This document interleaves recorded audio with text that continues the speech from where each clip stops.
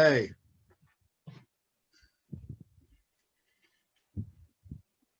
Hello.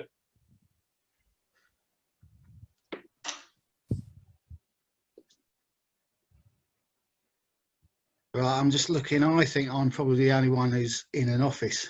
Everyone else is at home, aren't they? Yeah.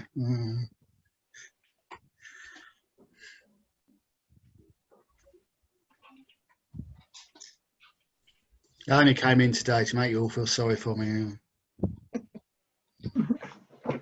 It's worked.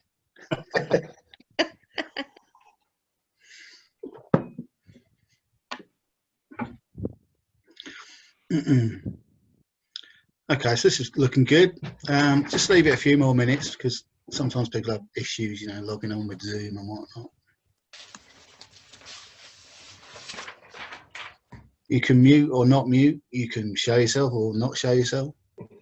We are going to record this for those of you who maybe haven't been for a while, or if this is your first meeting.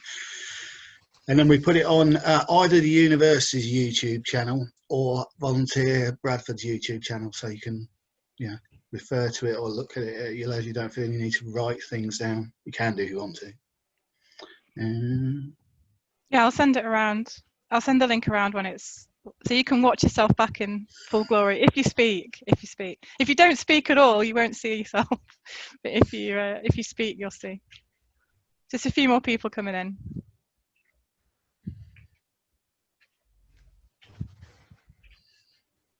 Steve's chairing today. Oh yeah, I didn't mention that, did I? Roz is your host and I'm chairing.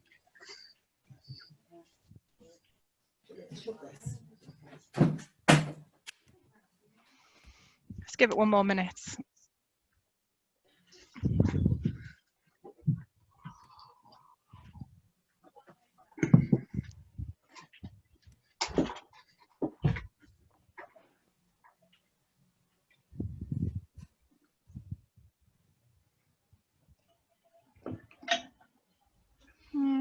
Yeah, I think that might be it actually. Got a feeling. Yeah? Yeah, it's 5 past. I think maybe we could make a start. Okay, well, yeah, I'm good with that. Okay, should we just do some intros to begin with? If you say who you are, where you're from, and then how you feel about working from home. If you like working from home, do that. If you don't like working from home, do that. And if you're kind of indifferent, you don't mind, just do that. So I'm Steve, I'm from Volunteer in Bradford.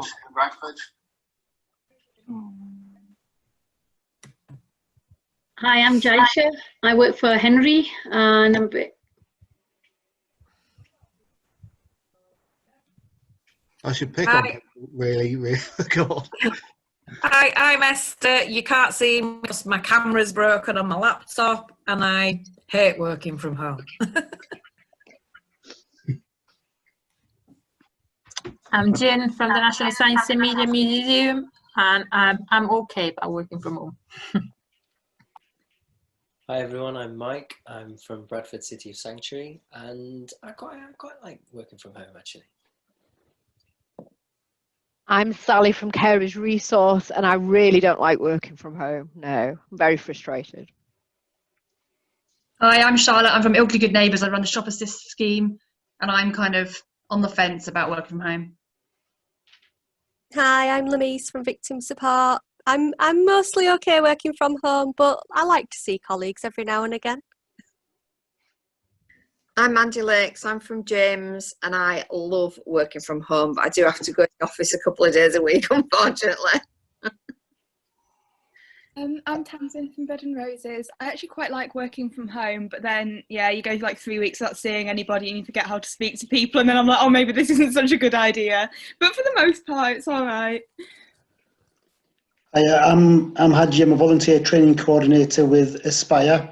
We're an outreach programme, and our offices are open in Bradford, Leeds and Dewsbury, so I don't particularly like it at home. I prefer it when I'm out.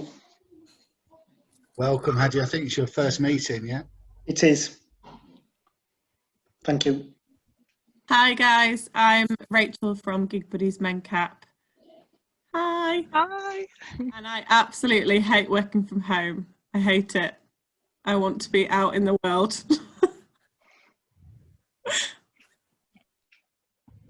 Have we missed anyone? Yeah, I'm Ruth from Refugee Action, a volunteer coordinator there, and some days I like working from home when you don't have to put that much effort, but then other days I am missing people, which I didn't think I'd say as a social, not very social person earlier in the year. Hi, I'm Roz. I work for the Students' Union at the University of Bradford, and I'm volunteer coordinator. And I love working from home. I really do. I miss the students actually, but I really like being at home and working, which I never thought I would. But I love it. I love it. I've got a blind somewhere. I'll go and sort it in a minute. Nice to see you. I'm Michael from Connection Opportunities. We're back in the office now, but I don't like particularly working from home. I like to be meeting people. I think that's pretty much what our role's generally about. So I've coped with it, but prefer to be back with people. Michael, where are you from? Sorry, can you just say that again? Connecting Opportunities. Connecting Opportunities. Opportunities project. Thank you. Thank you. Okay, anyone else we've missed? Yeah, Joanne. I'm Jane Talent. I work at Bradford Youth Offending Team. I've just started being the referral panel coordinator. And I love working from home, but I do miss the communication with the young people.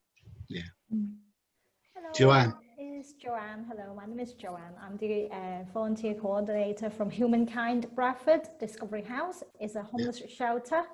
And this is the first time that I joined the meeting. Nice to meet you all. And I like working from home because I don't get a chance to work from home because I'm working in a night homeless hostel. So yeah. Welcome, Joanne. Hope you find the meeting useful. Right. Some people just joined. Sonia's just joined, and Paul's just joined. So they might want to say hello. Just to say. Shall I start? Yeah, hello, I'm Sonia Kilty, volunteer coordinator for Bradford Libraries and Museums. And yeah, I've been working from home since we closed the buildings at halfway through March. I'm just letting the cat out. And I have to keep doing this all the time now, which obviously we didn't do before. I don't know why she does that. And yeah, I love it, absolutely love it. So I'm going to argue that I need to work a few days from home forever. It's just so good, especially with children, much easier. I suppose it depends if you like your children or not. Oh. Yeah, well, they're at school actually, but it's quite nice. So when they come in, I'm kind of here, which I'm not sure they're too pleased with now, but I like it. Yeah, yeah. Okay, Paul?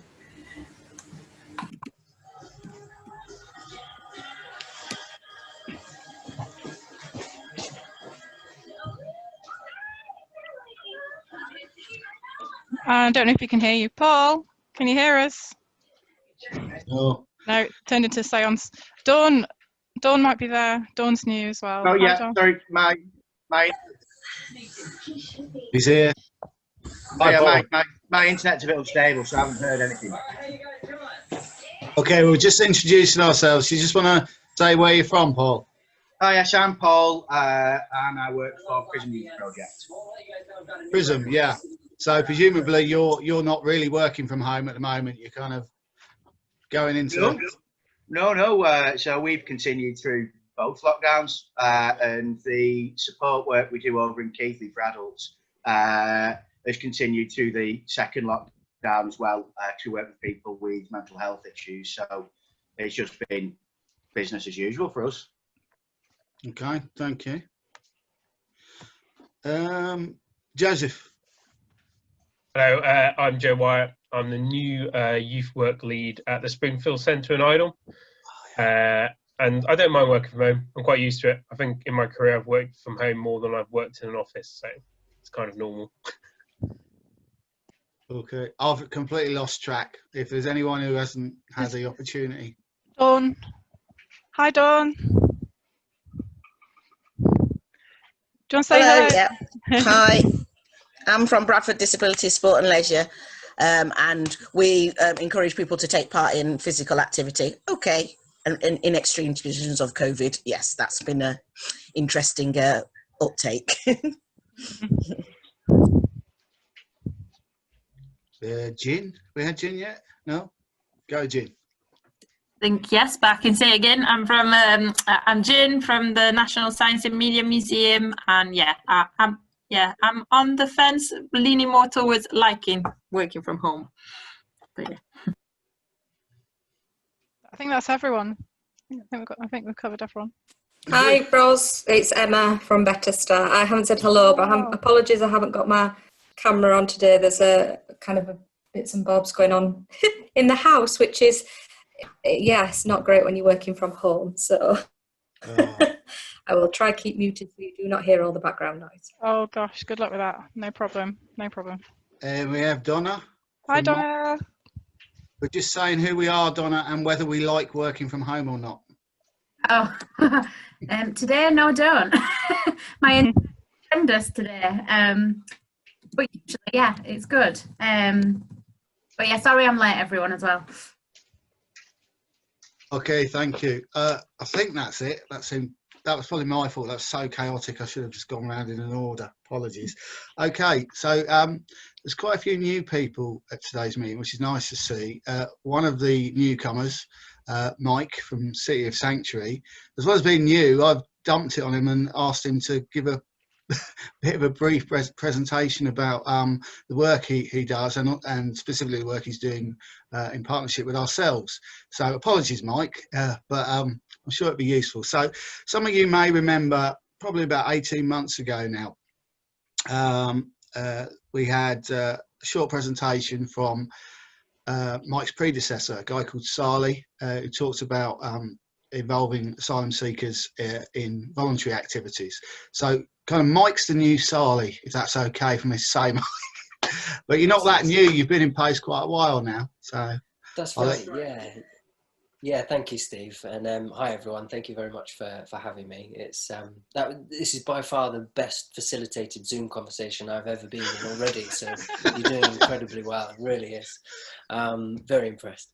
And yeah, so thank you for that, Steve. Yeah, so I've been in post now for almost exactly a year. This week, last December, I think, I started. As Steve said, my predecessor Sali sort of passed over the baton. What a year to start a new job. But I've really enjoyed it, and yeah, so my title is the coordinator at Bradford City of Sanctuary. I'll tell you a bit more about what I do and what we do and why, and then, as Steve said, I'll talk a bit about this Help into Volunteering program, which I've been trying to relaunch this year. But before I do, I wanted to just start with a quick question, if that's okay. So I wanted to ask you all to have a think about a time or a place when you most felt at home. Now, obviously, this could be pre-2020 or post-2020. So imagine in an ordinary world, a time or a place when you most feel or you most felt at home. And feel free to write that in the chat box. And this is something I'll come back to in 20 minutes or so when I hand over. But yeah, if you want to write that in the chat box, and then, as I said, I'll revisit that. So a time or a place where you most felt or most feel at home.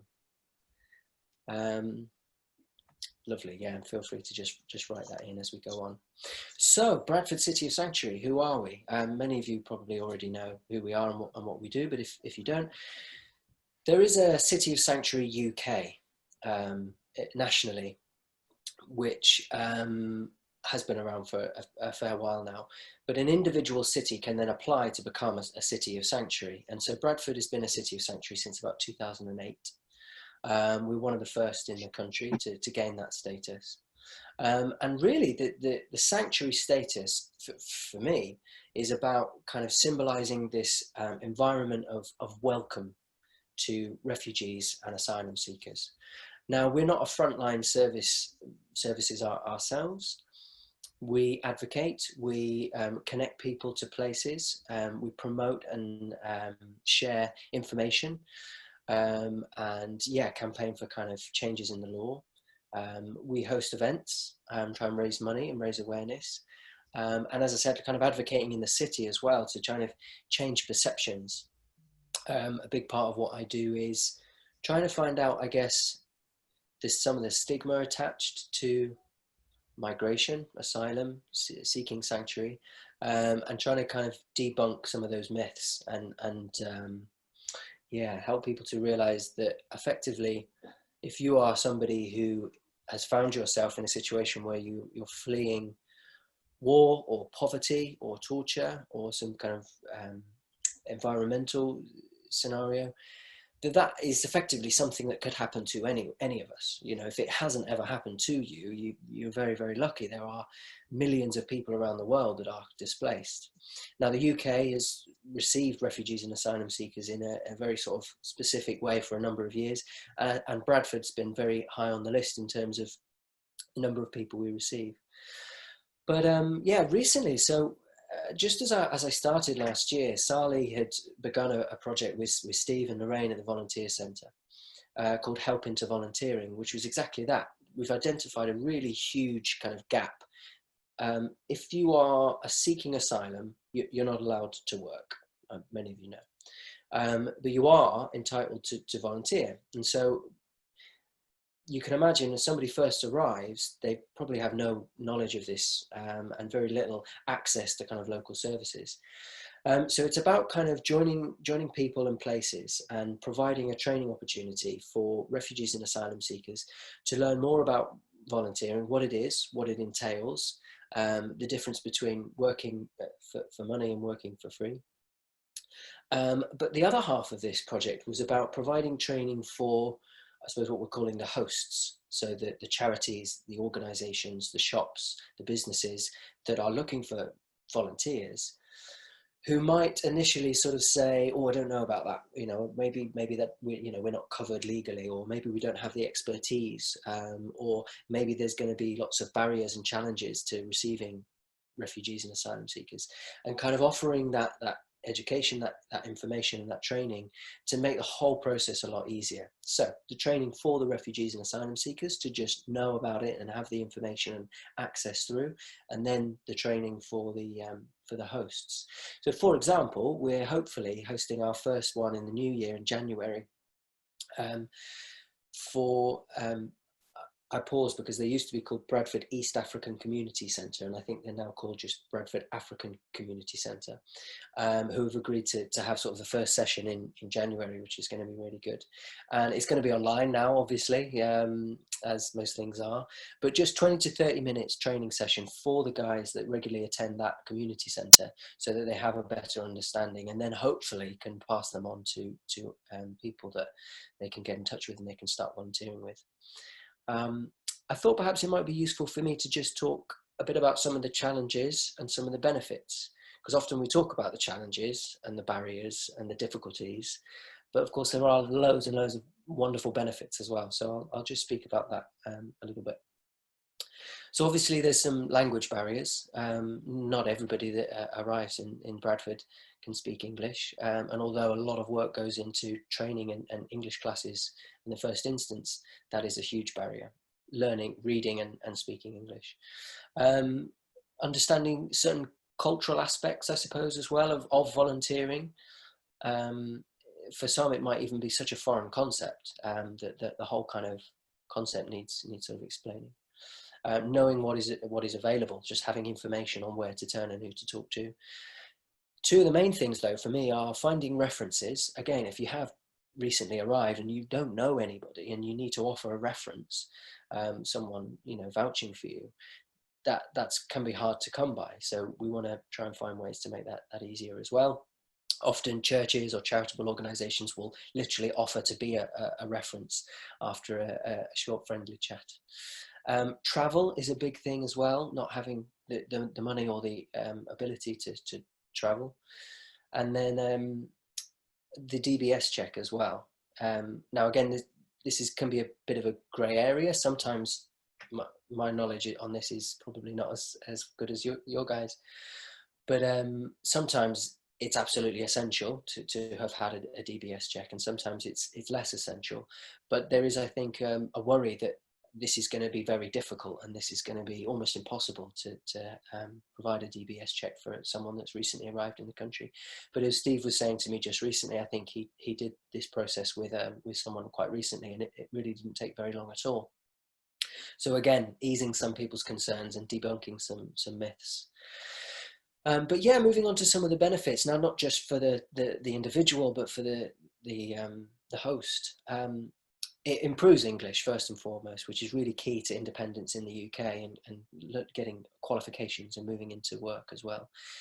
Gaining further experience, learning about the culture, meeting new people, socially engaging. I mean, you guys all know the benefits of volunteering. I don't need to tell you that, but this is kind of even more so for someone that's just arrived. And perhaps for me as well, there's an element of the mental health strain and the trauma that a lot of people have probably experienced can be eased by social interaction, by feeling kind of that sense of autonomy, of responsibility that has a huge impact. Getting a reference which they can then show to potential employers in the future. As I said, mixing with people and making friends. But also help for other people around the world for who they may have particular empathy. So if they are feeling that they are giving back, not just to the UK, who's currently sort of keeping them safe, but if it's a charity, for example, giving back in a real sense to people all over the world.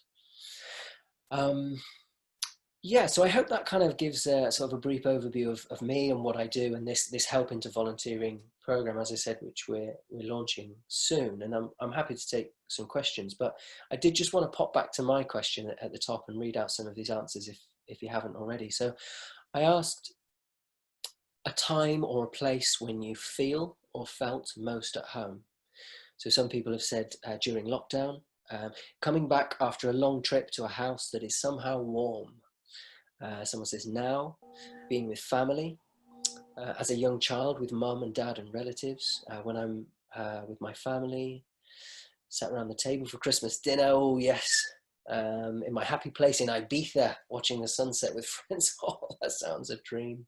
Around a fire with family and friends, camping with friends, at home with the family, watching a film, snuggled up with the kids on the sofa and chilling with family and friends. Now there's a bit of a theme emerging here, and I'm glad, because this was my hope. I like to ask this question because we talk about houses or a home being about a building, being about a roof and four walls and keeping warm and all the sort of facilities that come with that. But this word home is so much more than that. And as we've seen, most people have identified it being about people, about friends, about family.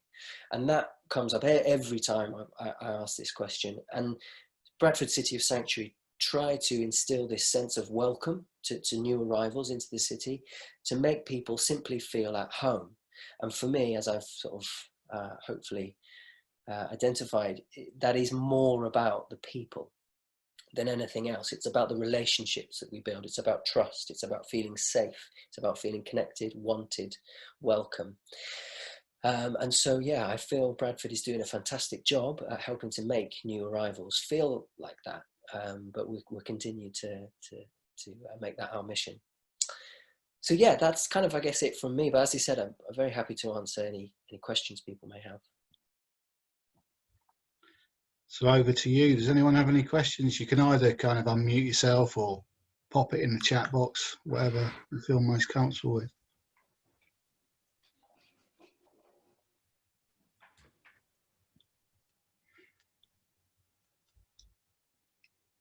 Okay, I've got a question and an observation, if that's all right, Mike. Oh, yes. So in terms of relaunching Help into Volunteering and the kind of introduction that I guess we're going to do with the African Society, we're calling them. Obviously, from our point of view, we can talk to asylum seekers about what volunteering is and benefits of it, why they might want to get involved, but that's all well and good if we don't have anything to actually offer them. So I guess it's a wider question to all of you, thinking ahead towards spring next year. are there opportunities, volunteer opportunities, that you may be able to offer asylum seekers?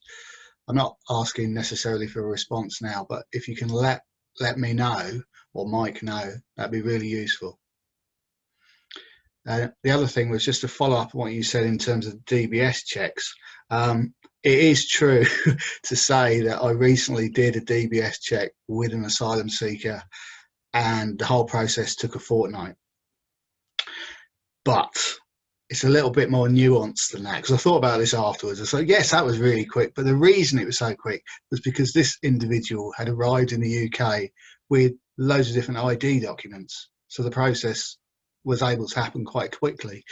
If you have someone who arrives in the country who's had to flee quickly, and they may not have anything like that.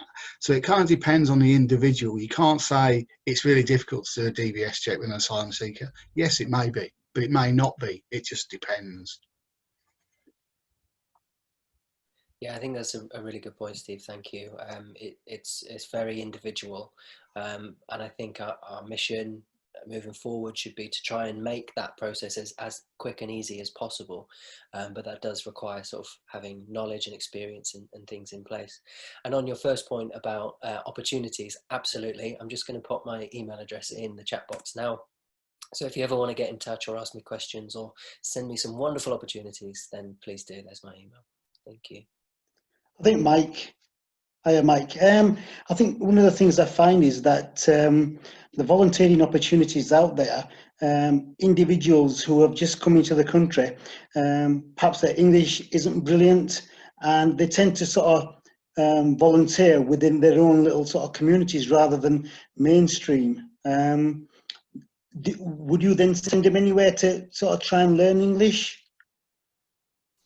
I think a really important part is to support people to have a sufficient enough level of English in order to be able to do the role that requires it.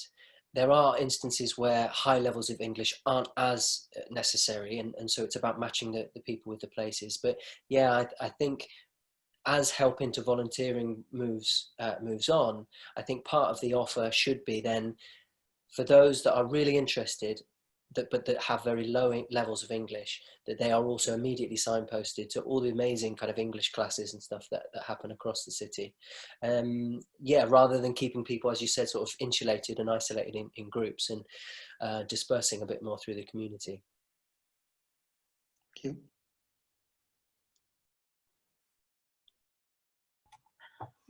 Hiya. I was just wondering, did you say you, so I'm Jin from the National Science and Media Museum. I was just wondering, do you say you provide training as well for organisations? The reason I'm asking is because I think the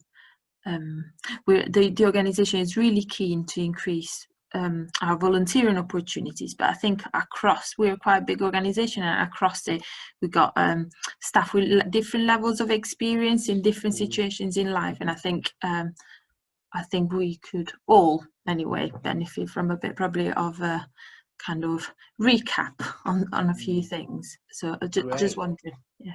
Yeah, absolutely. Yeah. So this first training that we're doing with the Volunteering Centre is kind of this for the refugees and asylum seekers.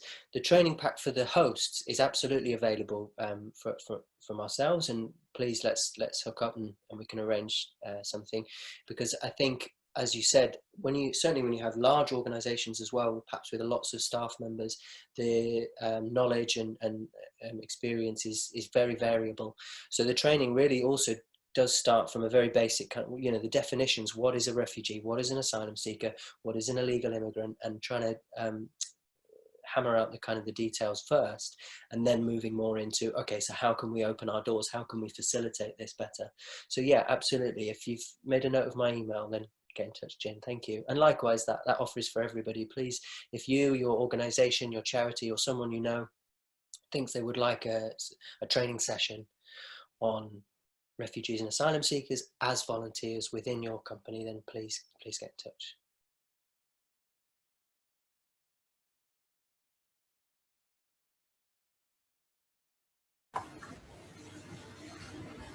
Would you be able to just clarify the difference between refugees, asylum seekers and illegal migrants and the legalities around that and what we can and cannot do with them? Absolutely, yeah, of course, thank you. I mean, this, as I said, this is kind of, I could talk all day. So, you know, and it's also, it's complicated as well, and it can be confusing. So a refugee by definition is a person who has been forced to leave their country in order to escape war, persecution, or a natural disaster. So for me, the way I tend to think about this is that the definition, you're defining the reason for leaving. So a person who has been forced to leave their country in order to escape war, persecution, or natural disaster. An asylum seeker sort of defines on arrival. So a person who has left their home country as a political refugee and is seeking asylum in another country. So you may hear someone on arrival, they initiate their asylum claim there and then. They claim that they are seeking asylum. They claim that they are fleeing a particular scenario, and then our country has agreed to kind of protect that person for as long as their claim is accepted. The definition of an immigrant broadly is a person living in a country other than that of his or her birth. So anyone that lives outside of their birth country. And then to do that illegally without any kind of permission is an illegal immigrant. Now, I'm flicking through various slideshows, so do bear with me. Refugees have permission to work in the UK, but asylum seekers are not allowed to work. So working while waiting for an asylum claim to be decided can seriously jeopardize an asylum seeker's case. And it's very important that asylum seekers understand that they can't be in any paid employment. Refugees can volunteer anywhere, and the government allows asylum seekers to volunteer for charities, public sector organisations, as long as the volunteering doesn't interfere with any stage of their asylum process. So once you've been granted asylum, you gain refugee status, and typically that is for an initial 5-year period. And during that time, you are permitted to work, but only limited number of professions, frustratingly. Key to ensuring that an asylum seeker remains compliant with the law is that any volunteering undertaking is not a substitute for employment. And the full guidance from the Home Office on volunteering is on the government website, which I can copy and paste into the chat again here. So I hope that answers some of your questions, Sonia. As I said, my knowledge is still growing in this area, and I wish I was a legal expert because it's, you know, a minefield sometimes. But yeah, there's the, oh, I don't know if that worked, so I'll try and send it again. But yeah, and again, that as well is part of the offer for your to go into more detail with the training on these aspects. Yeah. Are you linked to Bradford? Because we're Bradford Council. So are you part of council? Have you got links with the council? I'm guessing the council might have their own department that know more as well. It might be able to help you and us. And yeah, absolutely. Yeah, so there's I don't know if you guys know Wahid, who yeah, refugee engagement coordinator. I know Wahid well. Yeah, okay. Such a fantastic job title to exist. I don't know how many of them there are in the country, but Wahid's brilliant, and he's one of those kind of let's get it done today sort of guys. I really love him. But actually, interestingly and quite excitingly, part of this, what the City of Sanctuary do is we have streams. So we have the art stream or the library stream, and you can become a library of sanctuary, for example. So if you're, I think we heard from someone in the library before, if you're interested, get in touch. Theatre of Sanctuary, Schools of Sanctuary, there's various streams. We're about to launch, nationally, the Local Authority of Sanctuary stream, which is really exciting. And Wahid is talking to people further up in Tut Council about potentially becoming the first local authority of sanctuary in the UK, which would be really brilliant. That then in itself would obviously ripple out and mean there are certain things that have to be sort of achieved by the end of each year. And that would be really, really cool. So we need to be a museum of sanctuary. So we need to do that, Jin. Let's get on that. Yeah, that would be wonderful. I mean, I've been talking to Bradford Literature Festival about becoming a festival of sanctuary. I'm even talking to the Interchange to become a station of sanctuary, which I think would be really cool, because that's like first port of call, literally, new arrivals. If your train station is a station of sanctuary, you know, what does that mean? What would that look like? Oxfam, you know, Bread and Roses, Cafe of Sanctuary. There's a lot of scope. So yeah. I'll try send that link again, sorry. Thanks, Mike.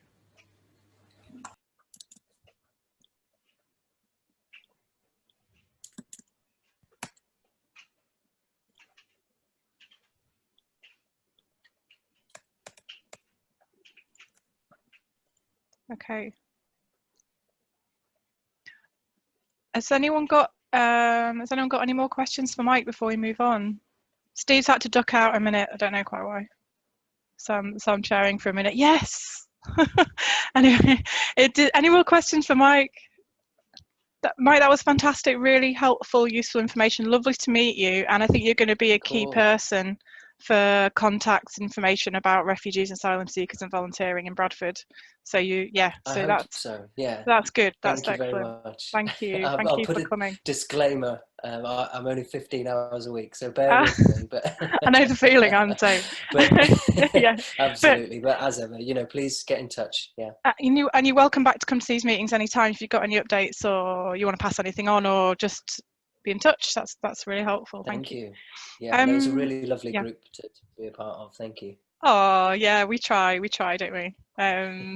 Okay, I'll as Steve's ducked out, I'll skip his agenda point and I'll just wiggle on to what I was going to just quickly update about the university. Most of the students have been tested and a lot of them have gone home now, which is like, it makes no difference to me really, but they're not on campus anymore. But they're still going to be engaging with volunteering, and a lot of them actually aren't they aren't going home because they're international students, so they may well stay over. It's only 2 weeks they get off at Christmas, so they may stay here to study in groups, especially if they're a long way away. And a lot of them are home students, so they'll be living at home with their family anyway. So there are a proportion that are still here. And I have put this out on the mailing list, but I'm just wondering, I'm just giving it a little bit of a boost. So if anyone's got anything going on at all over Christmas, that is pretty much from now until the 5th of January or so, that might need anyone in person. Now we can do things in person again if it's volunteering, or if you've got anything online that's particularly for Christmas that they can join in with, please let me know and I will promote it. I will promote it everywhere for you.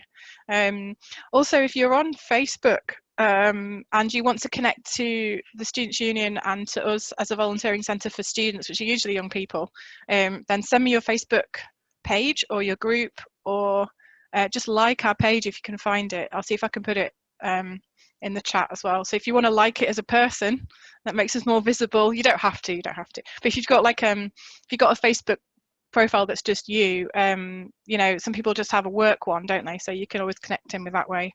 That would be great. And if you have any volunteering opportunities coming up, students are still engaging and we're still getting interest. So if you want to send me them, don't be shy. People are still engaging.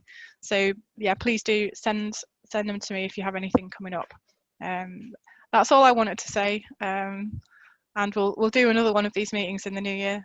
Steve, I've skipped your agenda point, but we can go back to training needs if you need to. Are you back now for proper? I hope so. Are you okay? Is everything Yeah, all right? no, it's fine. It's just we do. I'll share this with you just because it's a volunteering issue. So one of the projects we're doing is we're supporting a cluster of schools. So we have a team of volunteer drivers who deliver meals to children who are isolating, who are entitled to free school meals. And that's fine. It's worked really well. You know, really good. Except schools push. So it's now they're asking us to deliver laptops, which is a whole different issue, you know. So I don't really want our volunteers driving laptops around. But anyway, that was that. The other thing I would say is I've suddenly realised, because I'm sat in the office, the phone could ring. So excuse me if that happens. Hopefully it won't. So yeah, sorry. So you're saying, Roger, you've done your bit. Yeah. Go back to my bit. Okay. This could just all flow into the same update thing. I just wanted to talk specifically about training, really, because I've had quite a few organisations and colleagues contact me and say, "What's happening with the training? Why isn't there a training offer?" So during the 2 lockdown periods, we kind of stopped face-to-face training, obviously, and we're kind of directing people to kind of online stuff that was being offered by people like Helpforce and Volunteering Scotland. And I don't know if anyone's accessed any of that. It's supposed to be really good. However, we are now in a position to be able to start looking at a training offer for January. And just to give you a bit of background, so in the past, the training that's been offered to the sector has been delivered by a partnership made up of Community Action Bradford and District, ourselves, Volunteering Bradford, and Voluntary Action Leeds.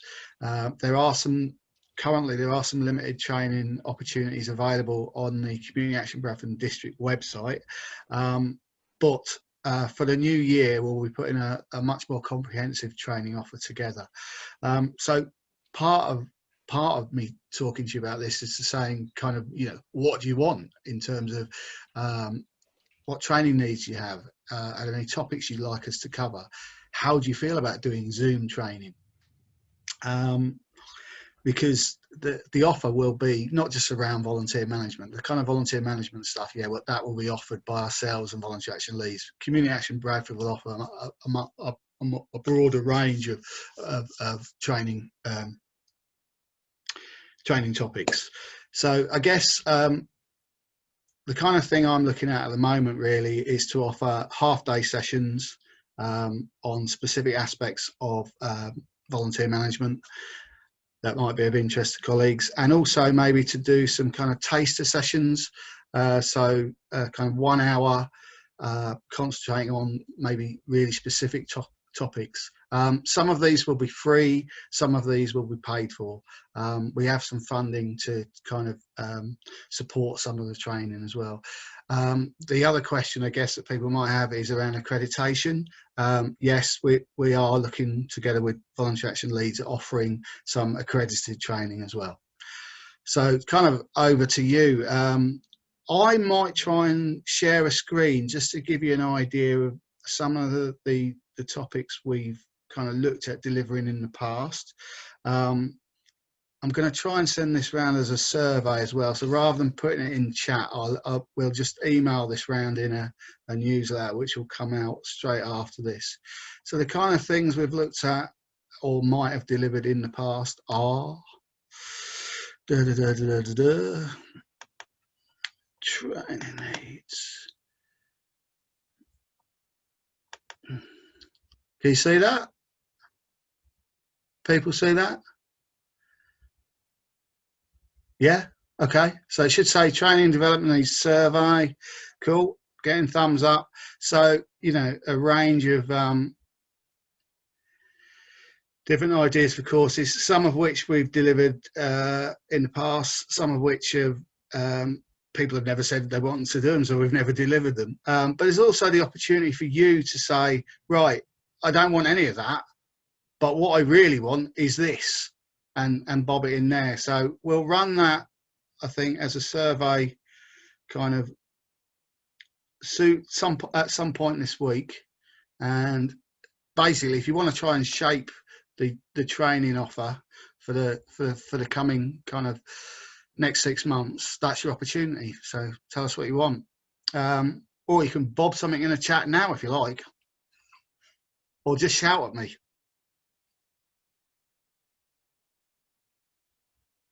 Deafening silent. Okay.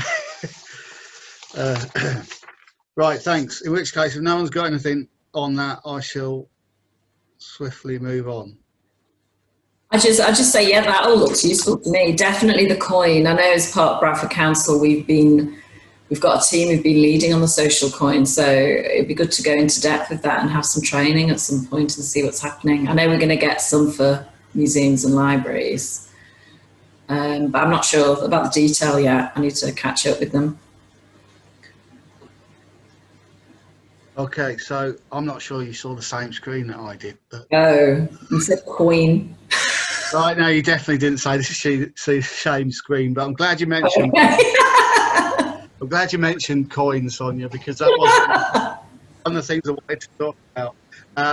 So, yes, Coin was launched on Saturday, which was, as you're all aware, International Volunteer Managers Day. It was a bit slightly unexpected because there aren't actually many opportunities on there yet. Most of them are ours, and we've only put them on just to, you know, fill it up, really. There are a number of more business offers on there, which is good to see. So we've got local businesses on board offering subsidised or free options for people who earn coin, social coin. For those of you who don't know anything about the coin, I will try and put something in the chat as soon as I finish speaking. But you can go onto the Coin website now, which is live to the public. It has an explanatory video on its front page, which takes you through the process, really, of how it would work for a volunteer. But we're also asking for organisations to register their opportunities on there. If you struggle with that or it's not working for you, the developers are going to be running some sessions that will be open to organisations, so they'll talk you through the process. It is really quite straightforward, but it's really about just getting the message out there really now and trying to encourage maybe a different type of person who might not have thought about volunteering before. One of the things we've done, which I thought was quite nice, is I mentioned earlier about our cohort of volunteer drivers who support the schools. So what we've done is kind of given them the coin retrospectively. So the opportunity's on there, they register for it, but they're already doing it. But then we just give, once they've registered, we can just give them coin.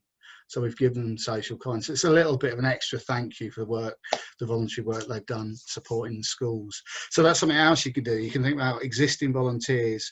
You know, I don't know, let's pick on, she gone? Donna. She has gone, I think. So Donna runs a befriending scheme. She could post the opportunity on the Coin website, and then encourage her existing volunteers to register on there and then give them coin in that way. But anyway, we had a presentation on coin at the last meeting for those of you who couldn't make it. I'll put some links in the chat after I finish speaking, but yeah, so that's coin. Steve, has he managed to get some retail or cafes or anybody on board with providing discounts? Because that was the sticking point, wasn't it, last time, is whether he could gather enough support from the commercial sector. Do you think that's happened to make it worthwhile joining in with? Obviously it is, but do you think it's how successful do you think he's been with that? I'm glad you said him. It's nothing to do with me. It's nothing to do with me. Peter. We're just a delivery partner. So we've just posted some opportunities on there. It's really up to the developers, and there's a small team within the local authority from Stronger Communities who are leading on this and talking to local businesses. I think yes, there are more opportunities. There are more offers on there. There's about six offers on there. Bread and Roses is on there, for example. There's a bubble tea cafe on there. In fact, the Bread and Roses offer is fantastic. You can get a coffee for 50p. You can get lunch for £2. Oh. Yeah. So, yeah, it's starting to grow. I mean, it'll grow gradually. You know, there's an expectation that with it, it'll take some time to kind of get an offer on there, get more opportunities on there, get people used to using it. So.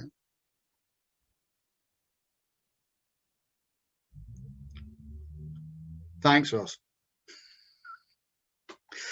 I don't know if you're aware, but there's been some change. There were some changes to the I'm doing a kind of update now. There were some changes to the DBS system on the 28th of November. So the filtering process which decides which offences or reprimands are recorded on a DBS form has been altered slightly. It's really to kind of disregard some of the more minor offences, specifically around like things that offences people might have committed when they were younger. So what that means is that in some cases, not all the offences that someone might have committed will appear on a form. Again, there's a link that I can send around. If I had the technical ability, I'd stick that in chat now. But I can't do that while I'm talking. A bit of an update on Community Stars. You know, the awards for volunteers and volunteer groups, which happens every year, usually around now. Actually, it's usually the first Thursday in December. So normally it would have happened. Obviously, with the current situation, it's impossible to hold an actual awards event or evening. But the call out for nominations has been in the Telegraph and Argus for the last couple of months or so. So it's been the response has been fantastic. So we've had over 150 organisations or individuals nominated for Community Stars Awards. So the process normally is that goes to a shortlisting panel, and there's various categories, and identify based on some scoring criteria. They identify top 3 from each of those categories. That then goes back to the TNA and the public vote. And normally all that have happened by now, but the shortlisting is still going on because there were some technical issues, shall we say. So to cut to the chase, what that means is Community Stars will go out to be voted on by the public after the new year. So they're going to get Christmas out of the way and all the kind of news and activities and stuff that might be going on, and the voting process won't start until January, and I think they're looking at a 2 or 3 week voting process. So any of you who've nominated volunteers, or if you've nominated organisations, that's kind of what's going to happen. But it will happen, and the award ceremony itself again will happen, but it'll be virtually. It'll be done via Zoom. But all the winners will have profiles and be featured in the TNA, who are supporting it to the best of their ability. So that. Some other things going on at the moment. There's a I don't know if you've seen it, but there's a survey going round looking at the future of infrastructure support to the not-for-profit sector in Bradford, covering a range of support services, including capacity building, representation, volunteering.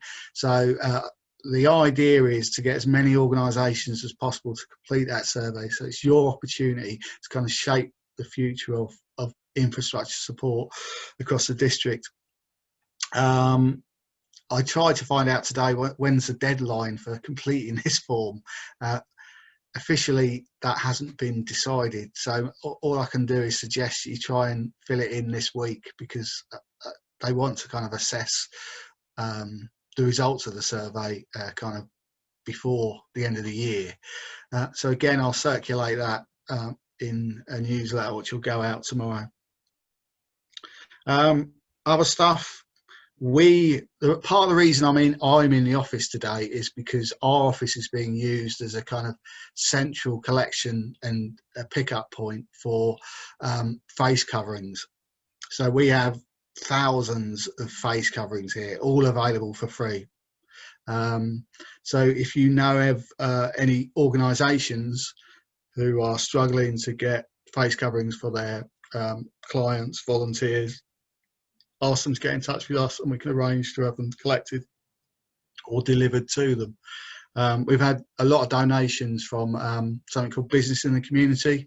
So they've had links with local and sometimes in some cases national businesses who provided us with face coverings for free, mainly disposable ones, but we also have some reusable ones which have been made by volunteers. So we've got about 600 of those and a load of disposable ones. So if you know anyone, it has to be an organisation rather than an individual. I don't want individuals turning up here, but if you know an organisation who would benefit from a load of face coverings, do let us know. PPE infrastructure. I don't think I've got anything else. Any questions on that?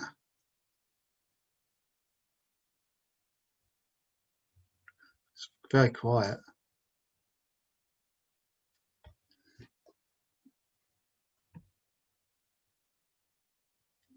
Okay, I know when Ros put out the reminder invite earlier on today, she kind of encouraged people to kind of add any other business or anything else, any burning issues they wanted to kind of flag up. So is there anything, anyone got anything they'd like to flag up? It's your opportunity to share your woes with the world.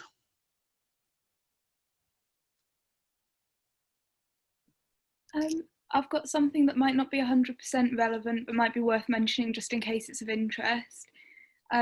So at Bread and Roses, obviously it's we're only doing click and collect food wise, and our co-working space is shut. I don't know if any of you have co-worked with Bread and Roses before, but we offer meeting rooms and a co-working space. But if you are from an organisation and you're like sick of working from home, we're still offering out our meeting rooms. So like one person can go in, or people in a bubble can use our meeting rooms for their organisation. We've also got a fully functioning kitchen and an art room as well.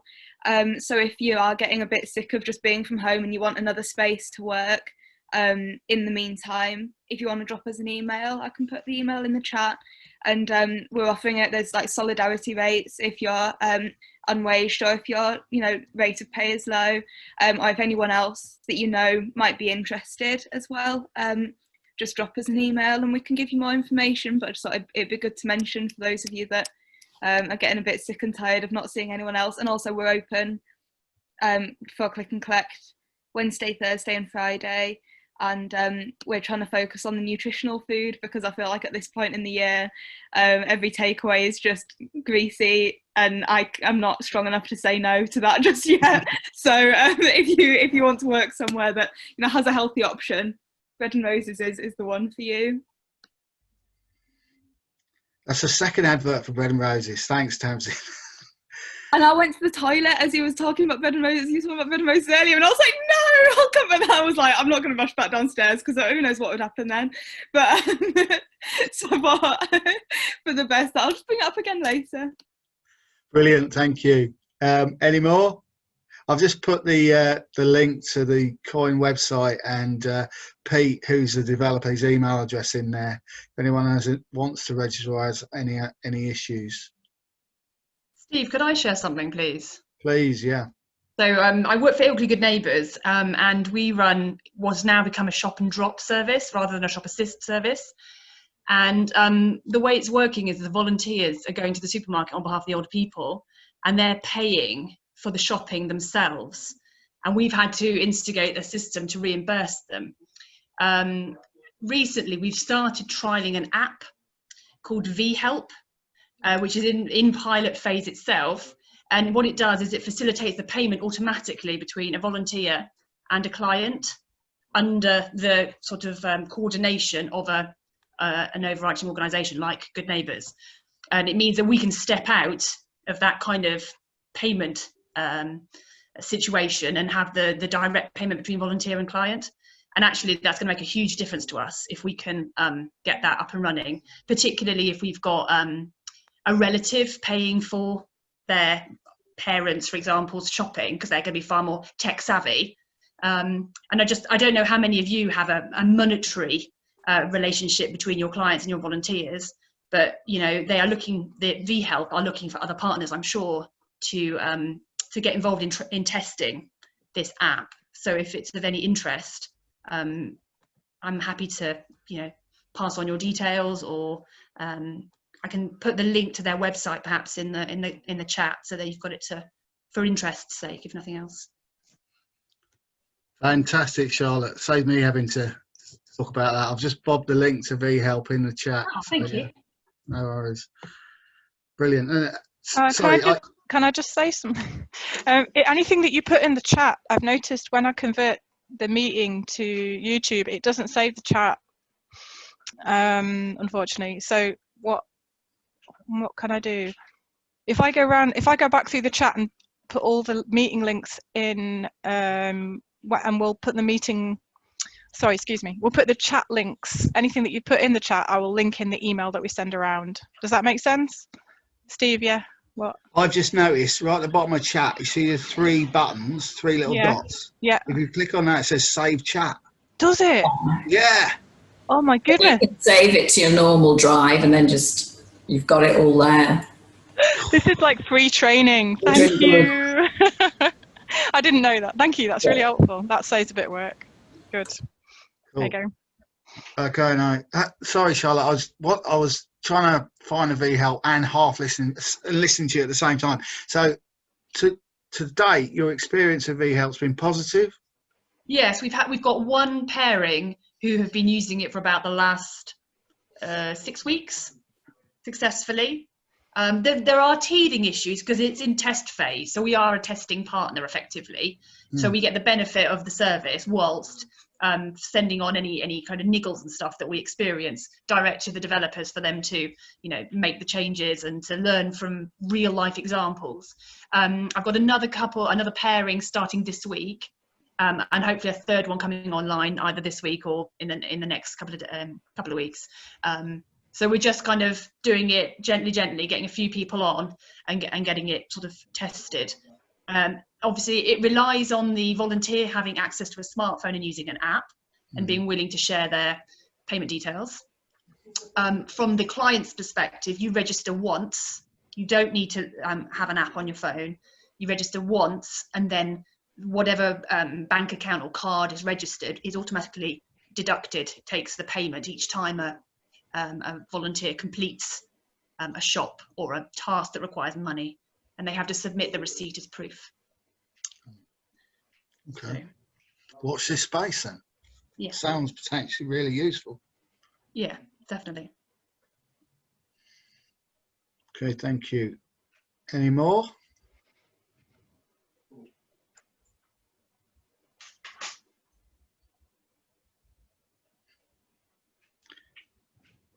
Ros, when you were talking about when you were giving update in terms of student volunteering, did I hear you talk about Christmas type volunteering roles? Yes. You've already done that then. Yeah. Okay.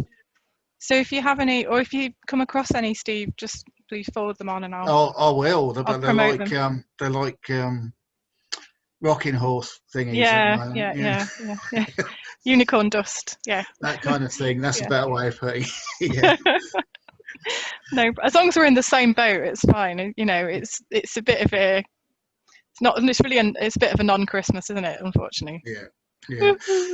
But it is worth saying that, I mean, we're getting people, as we do every year, contacting us who specifically looking for roles over the Christmas period. And there isn't much at the moment, understandably. But if anyone does have anything or knows of anything, please point them in our direction.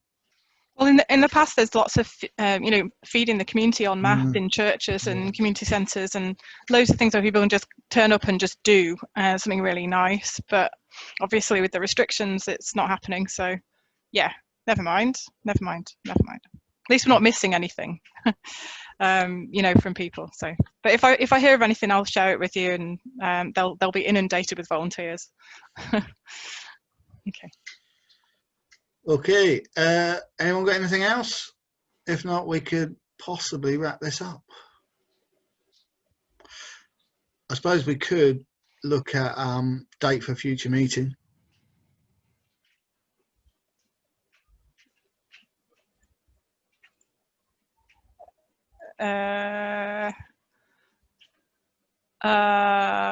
Wednesday the 13th of January, anyone? Not quite the first week back, second week back. After schools.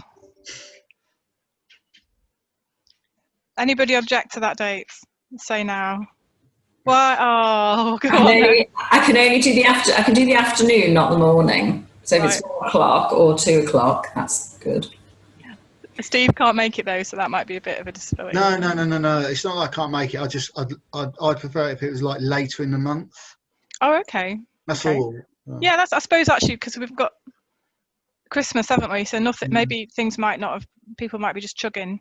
Maybe the 20. Do you want to do the 27th then? Perhaps later in the month. Is that okay? Okay with everyone? Yeah.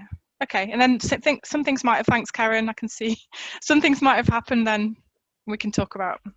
And things might have changed with the restrictions and everything by then. Hopefully, a little bit. Lovely, lovely. Right, 27th. I'm good with 1 o'clock, but is that all right with everyone? That's a brilliant time for me. Is that all right? Is that all right with you, Steve? Yeah. Yeah. I'll go with the flow. Yeah. Okay. Lovely. 27th at 1 is the next one then. Brilliant. Thank you all. Thank you. Lovely. Okay. See you later. Thanks for coming.